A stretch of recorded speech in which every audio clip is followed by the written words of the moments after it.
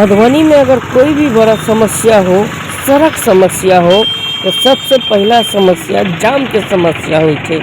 जे कि यहाँ वीडियो में लगातार देख रहल छी। ई वीडियो अहाँ मधुबनी के गौशाला चौक से ल क मधुबनी के 13 नंबर गुमती स्थित जे गुमती छै, ओई गुमती तक ई जाम अहाँ देख रहल छी। मधुबनी के चाहे शंकर चौक हो, मधुबनी के चाहे भाटा चौक हो, मधुबनी के चाहे महंतीलाल चौक हो, मधुबनी के चाहे तिलक चौक हो, या मधुबनी के स्टेशन चौक हो, कोई भी चौक हो, अहाँ एहि तरहक जाम हमेशा अहाँ के देखा के भेटत। खासकर मधुबनी के 13 नंबर गुमती स्थित जो रेलवे के क्रॉसिंग दुनू बगल जो होय छै, जे लोग आवे जाए के लेल, जो मधुबनी से लोग रामपट्टी वाला रास्ता में जाय छै, ओहि रास्ता में भारी से भारी जाम के समस्या रहे छै।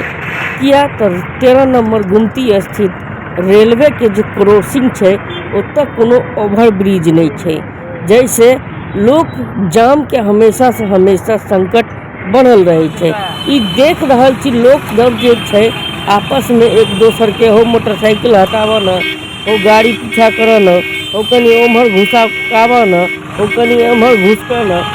जगह बन के लेल कनी न कनी लोग आपस में रोज न रोज एहि तरह के जे होइत रहे छै। कहीं न से कहीं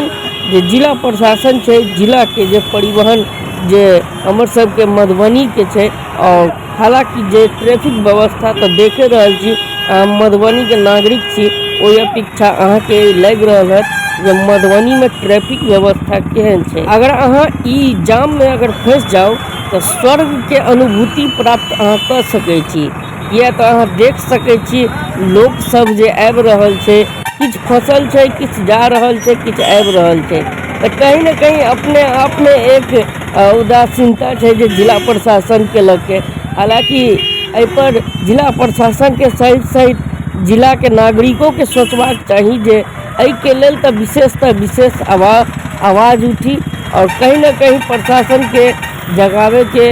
उनका सबके एक दायित्व बने छै, जे कि एतऽ के नागरिकों नहीं कऽ पाबै छै। हम बार बार कहै छी अहाँ सबके एहि वीडियो के शेयर करी, और कहीं न कहीं बेसी से बेसी शेयर करी, जे लोग जान गए, और कहीं न कहीं 13 नंबर गुमती से ल क मधुबनी भर में जाम के समस्या से निजात पावे, और हम सब कहीं भी कोनो भी हाल में कहीं जा सकै छी, कहीं से आबि सकै छी, मधुबनी में ट्रैफिक व्यवस्था ठीक रहे।